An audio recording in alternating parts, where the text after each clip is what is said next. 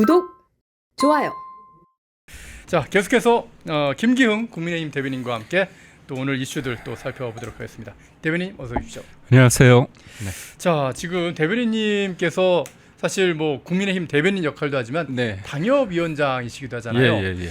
근데 당협위원장으로 맡고 계신 그 지역, 이 송도 지역에서 참 네. 깜짝 놀랄 그런 사건이 벌어졌습니다.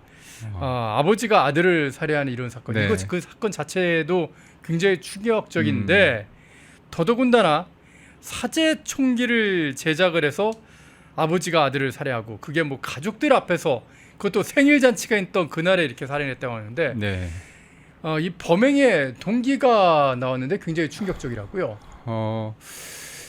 실은 제가 사는 곳이랑 멀지 않은 곳입니다. 아, 그래요? 그래서 그때가 9시 반에서 반 정도 그 아, 이후라고 예. 하는데 실은 제가 그때 뭐 방송을 집에서 좀 하는 게 있어가지고 네네.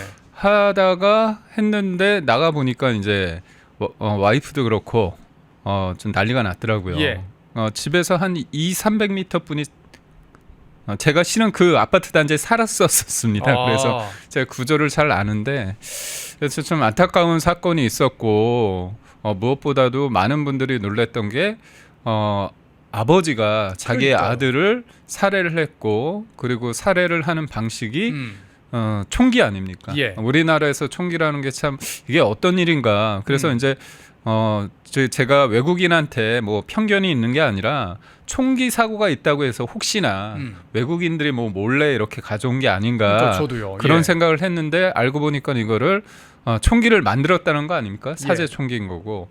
그런데 오늘 오전부터 해가지고 그렇다면 아버지가 아들을 왜 예. 그렇게 총기를 만들어서 아들을 그렇게 죽였을까? 네네. 그 부분에 대해서 하는데 일종의 열등감과 부인에 대한 그러니까 그거 아닙니까? 지금 이혼한 전처에 그렇죠. 대한 이혼한 전처인데 헤어진 지 꽤 됐나 봐요. 예. 20년 정도 됐습니다. 20년 됐는데 그날이 또 아버지 생일이라고 해서 아들이 며느리하고 아이들이랑 해서 아버지를 초대했나 봐요. 예예. 그런데 그 어떻게 보면 좋은 날에 아버지가 아들을 죽이는 그런 진짜 끔찍한 일이 일어났는데 예. 알고 보니까 뭐 이것도 어떻게 보면 경찰 진술하고 경찰 전문가들이 예상을 하는 겁니다. 예. 이 사람이 아주 구체적으로 구구절절 얘기하는 스타일은 아닌 것 같아요. 아직까지.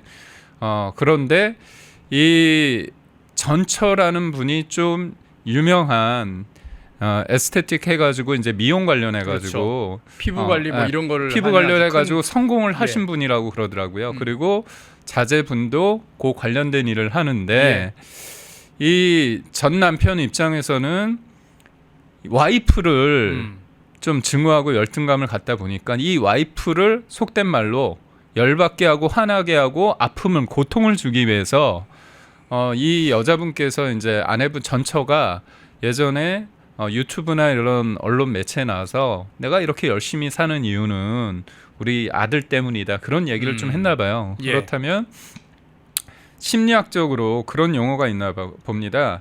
스파우즈 리벤지 필리사이드라는 게 있는데 예. 이게 배우자 복수 살인이라는 심리학 용어입니다. 이게 뭐냐면 전처한테 가장 복수를 하는 거는 그 사람을 공격하는 것도 그렇지만 예. 죽으면 고통이 계속 이어지지 않는 거잖아요. 예예. 참 끔찍한 얘기죠. 상대방을 죽이게 된 신에 그렇죠. 그 상대방이 가장 아끼고 사랑하는 그런 존재를 파괴해버리는 맞습니다. 그렇다면 본인도 아마 마음이 아프겠지만 예. 전처는 더 아플 것이다. 거.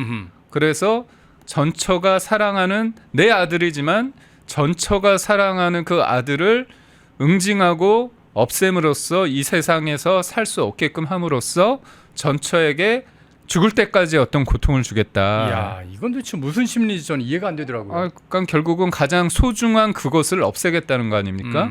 그 전처의 가장 소중한 거는 그러니까 사업적으로 굉장히 그 성공을 했는데 이분이 살고 있는 도봉구의 아파트도 꽤 큰 아파트인데 네네. 명의자가 전처라고 합니다. 그래서 20년 전에 헤어졌는데 그 경제적으로는 그 와이프분한테 전처에게 좀 의존하다 보니까 어허.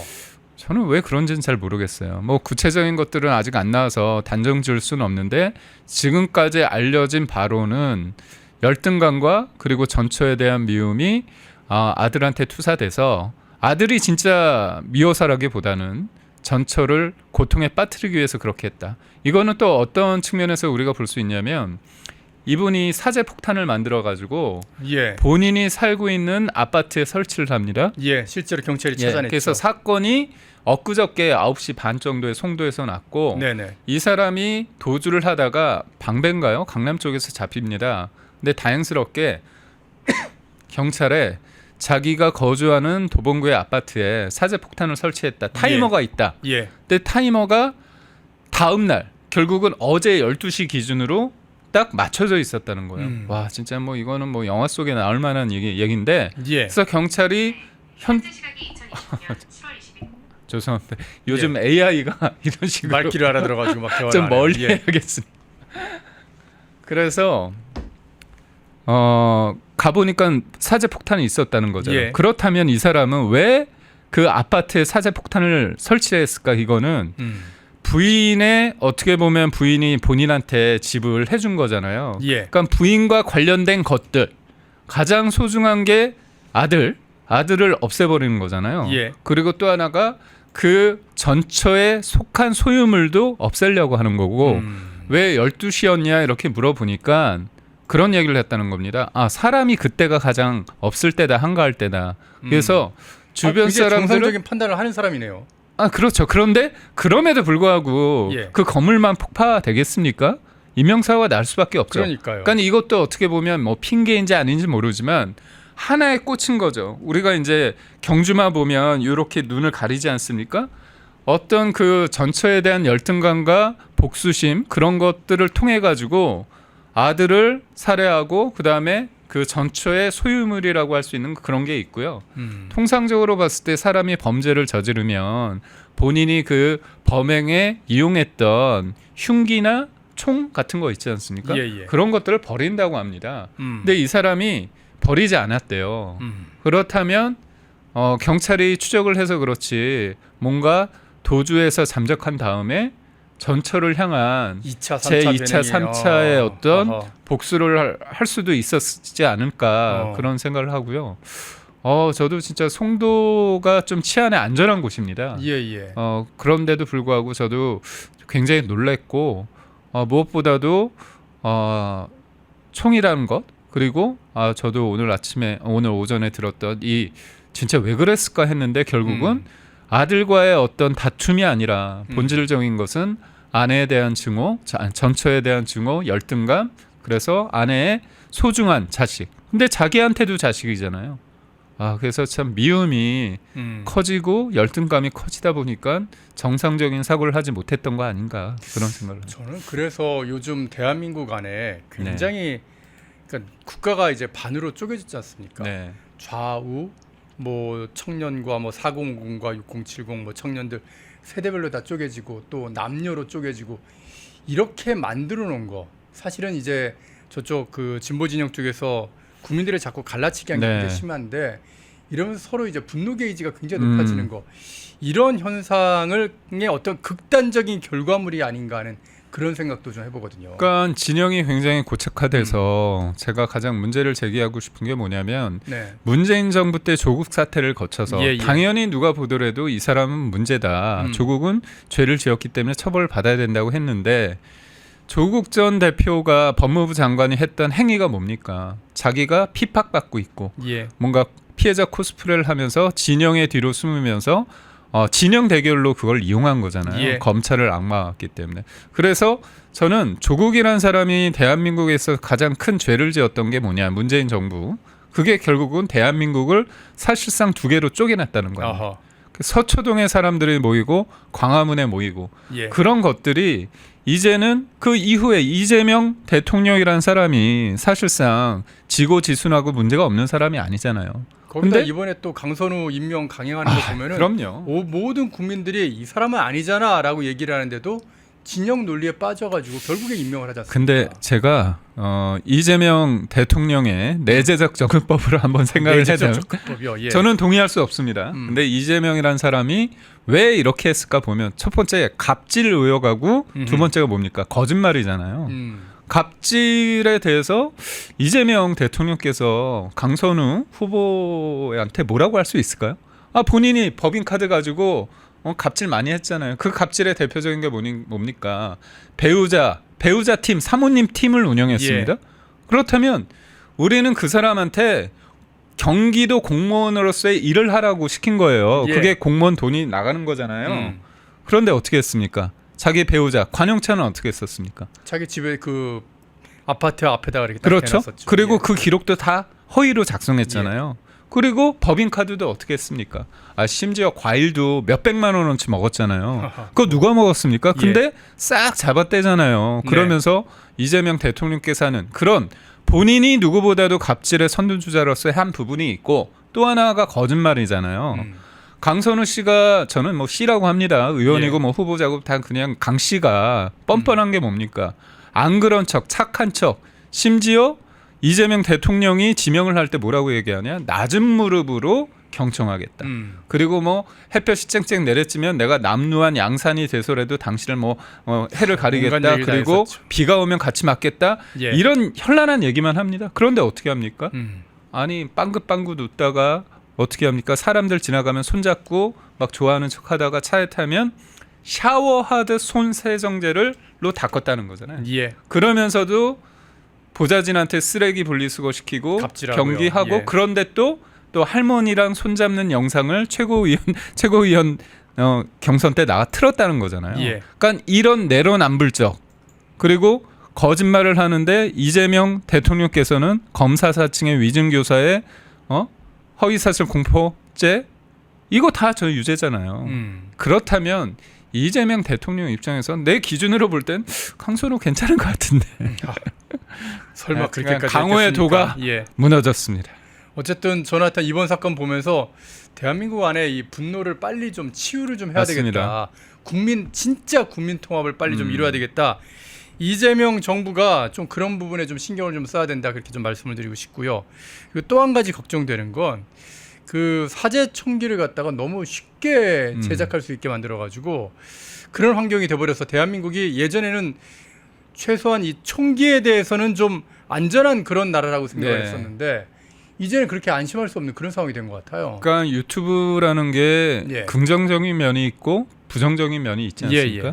긍정적인 면은 이렇게 펜앤마이크처럼 좋은 진짜 우리 국민과 시청자들이 구독자들이 잘 알 수 있는 것들 기존의 레거시 미디어가 제대로 다루지 못한 것들 편향된 공중파가 한쪽으로 기울어진 상황에서 편향적인 보도를 하는 거 말고 우리가 제대로 진실을 보여주고 있다는 공기로서의 역할을 하는데 예.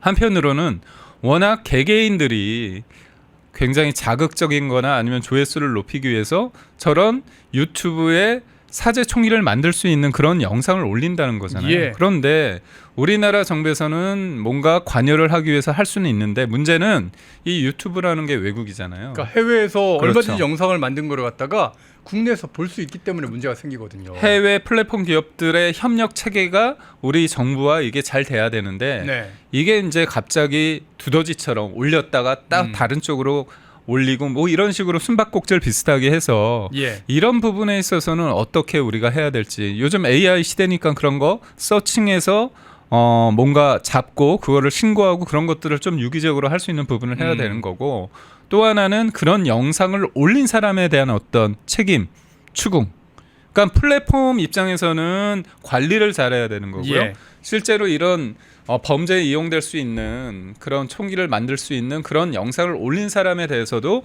뭔가 법적 책임을 물릴 수 있는 그런 제도적 환경을 만드는 게 중요합니다. 그리고 이것도 또 비판을 안 할 수밖에 없는 게 네. 안 할 수가 없는 게 아니 이런 걸 해야 될 게 방통위잖아요. 그렇죠. 근데 지금 방통위를 갖다가 민주당이 무슨 짓을 했습니까? 방통위를 윤석열 정부 내내 쥐고 흔들고 막 쥐락펴락하면서 방통위원장을 그렇게 많이 결국에는 사퇴시켜가지고 완전 마비시켜놨던 게 네. 지금도 이진숙 방통위원장이 일을 하나도 할 수 없게끔 만들어 놓고 있는 게 그게 이재명 정권이고 민주당이지 않습니까? 그러니까 저는 진짜 황당한 게 뭐냐면 예. 국가기관을 사실상 무력화시킨 게 뭡니까? 그게 내란이잖아요. 예. 그러니까 본인들은 이거예요. 탄핵이라는 제도를 통해 가지고 그게 권한이 있다는 거예요. 맞아요. 권한이 있어요. 그런데 그 탄핵은 진짜 문제가 있을 때 해야 되는데 민주당이 예. 어떻게 했습니까? 탄핵이라는 것들을 정부를 견제를 넘어서 마비시키는 차원으로 계속 남용을 한 거잖아요. 예. 이거는 헌재 결정문에도 나옵니다. 정부를 압박하는 수단으로서 수없이 남용을 했다고 얘기를 돼 있고 예. 또 하나는 뭐냐면 이재명의 대장동 변호인이라고 할 수 있는 기필성 씨라는 분이 뭐라고 얘기했냐. 하도 민주당 애들이 그때 국무회의를 무력화시키겠다고 줄탄핵한다고 예. 했을 때 그런 얘기를 했어요. 이거 내란죄 구성요건에 해당된다. 국무회의를 이렇게 무력화시키는 거는 그렇겠죠. 내란죄 구성요건에 너무나 딱 떨어진다. 음흠. 그렇기 때문에 이거 하면 안 된다. 그런 얘기가 있었습니다. 그러니까 결국 지금 이재명과 그리고 민주당이 이제까지 발목을 잡는 걸 넘어서 발목을 부러뜨리고 정부를 마비시킨 이 행위 예. 이걸 우리가 하나하나 보면 그거에 대한 어떤 보면 결과 어떻게 보면 뭐랄까요 그 후유증 이게 저희가 지금 겪고 있는 거 아닙니까? 참 이 송도에서 벌어진 사제 총기 살인 사건, 특히나 이제 아들을 살해하는 정말 끔찍한 범죄였는데 이런 살인 사건을 통해서 대한민국 안에 어찌다 이런 일이 벌어지게 되는지 그 원인에 대해서 결국에는 기승절 이게 어떻게 보면 이 좌파 진영, 진보 진영에서 계속해서 대한민국을 분열시키고 대한민국 국민들의 어떤 분노 지수를 올리고 그리고 그런 것을 막아낼 안전망들을 하나하나 다 부셔버린 거. 네. 이게 진짜 문제가 되는 거다. 이렇게 결론 내릴 수 있겠네요. 그러니까 결국은 우리가 제도를 통해서 예. 법을 통해서 세상을 보다 안전하게 해야 되는데 민주당이 이제까지 했던 건 뭡니까? 이재명 한 사람을 위한 위인설법. 거기에서 좀 더 나아가면 본인들을 위한 예. 위인설법. 진영을 위한 위인설법을 한 거죠. 그러니까 결국은 뭡니까? 태양광 관련해서도 자기 가족들 관련해서 뭔가 이익을 줄 수 있는 거. 그리고 법이라는 것도 결국은 형사소송법 개정을 왜 합니까? 재판 중지를 위해서. 그다음에 공직선거법 허위사실 유포죄 관련해서 공표죄 관련해서 행위란 부분을 삭제하는 걸 왜 합니까? 이재명이 유죄 판단 받았으니까 그거를 행위라는 자체를 없앰으로써 유죄 판단의 근거를 없애는 거. 그러니까 이쪽은 굉장히 무섭게 치밀하게 입법이란 걸 통해 가지고 예. 영구 집권을 꿈꾼다는 거죠. 이게 단순한 얘기가 아닙니다. 그렇기 때문에 우리가 이재명이 굉장히 지금 돈 주고 있고 뭐 이렇게 뭔가 하고 있다는 걸 봤을 때 그냥 마냥 좋을 수 있는 게 아니라 예. 이거는 그들이 굉장히 치밀하게 하는 것들을 하기 위해서 어떻게 보면 연먹탄 이렇게 막 어떻게 보면 이거죠. 성동격서라고 하나요? 그러니까 이쪽에 일을 하기 위해서 이쪽에서는 뭔가 다른 식으로 연막탄을 터뜨리는 겁니다. 근데 그냥 나쁜 말로 하면 야바이를 지금 돌리고 있는 거죠. 그렇죠. 예. 그러니까 결국은 이제 얘네들이 돈 가지고 했던 거를 아니까 계속 지금 이번 주 내내 하고 있는 겁니까? 왜 이번 주 내내 했겠어요? 강선우 때문에 지지율이 떨어지는데 지지율 떨어지는 거 이것 때문에 좀 더 물타기를 하려고 하는 겁니다. 치밀합니다 보면. 예. 그렇죠. 예. 자 어쨌든 이런 상황들을 갖다가 보면서 우리가 단순하게 끔찍한 상황이 벌어졌어 이렇게만 그칠 게 아니라 왜 이런 일이 벌어질 수밖에 없는지에 대한 이 우리 대한민국의 시스템 이 자체가 얼마나 망가졌는지에 대해서 조금 좀 생각하는 시간 한번 가져봤고요. 펜앤마이크와 광동이 함께 준비한 광동 루테인 밀크 시슬 혈행 개선, 노화로 인한 눈 건강, 간 건강. 펜앤마이크 TV 단독 할인 2개월분 한 박스에 3만원, 6개월분 세 박스에 84,000원. 펜앤마이크 구독자 전용 댓글 상단 할인 링크에서 구매 가능합니다. 전화 문의는 1661-6915, 전화 문의는 1661-6915. 펜앤마이크와 광동이 함께 준비한 광동 면역보감 데일리 스틱 2024년 건강기능식품 대상 높은 흡수율, 휴대와 섭취가 간편한 스틱형 펜앤마이크 TV 단독 할인 1개월분 한 박스에 33,000원, 3개월분 세 박스에 9만원. 펜앤마이크 구독자 전용 댓글 상단 할인 링크에서 구매 가능합니다. 전화 문의는 2661-6915, 전화 문의는 2661-6915. 펜앤마이크와 광동이 함께 준비한 광동 혈당혈압 콜레스테롤 케어 솔루션 식후 혈당 상승 억제, 체지방 감소, 혈중 콜레스테롤 개선, 높은 혈압 감소. 펜앤마이크 TV 단독 할인 1개월분 한 박스에 25,000원, 3개월분 세 박스에 66,000원. 펜앤마이크 구독자 전용 댓글 상단 할인 링크에서 구매 가능합니다. 전화 문의는 1661-6915, 전화 문의는 1661-6915. 펜앤마이크에서 추천하는 영상도 보고 가세요. 다른 영상도 즐기시려면 구독 버튼을 꼭 눌러주세요.